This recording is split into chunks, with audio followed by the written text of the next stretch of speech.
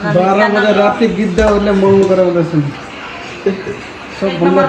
ठुलो गिद्ध एउटा नागिन छ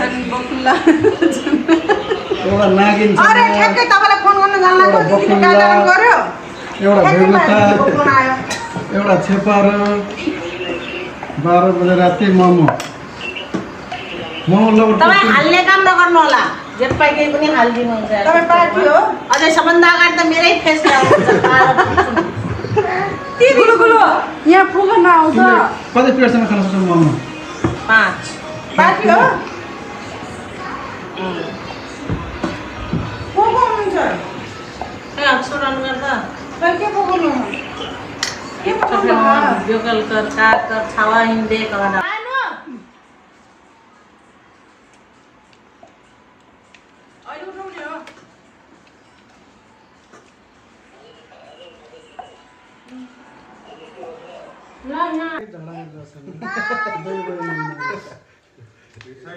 तिनी बहिनी मोमोको लागि झगडा गरेछन् एउटा जाउँ उसलाई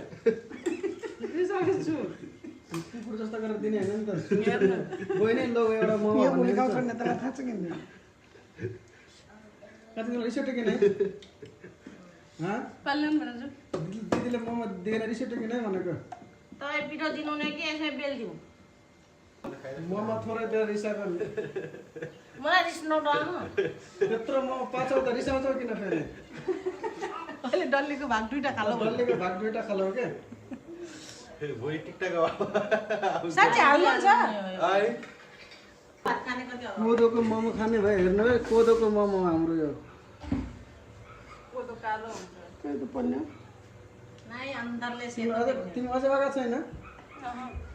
2 प्लेट त 20-25 त खाइसक्यो त अझ 2 प्लेट अझ जान्छ तिमी आएको कि नै के भयो नजाने हाल्यौ 6 प्लेट खाइसक्यो अझै भएको छैन त्यो के हो मारा के भयो अझै थप्दै डल्ले मारा अब रोटी हुन लाग्यो इन्डियन थपिरहेछन् अझै ल बाबु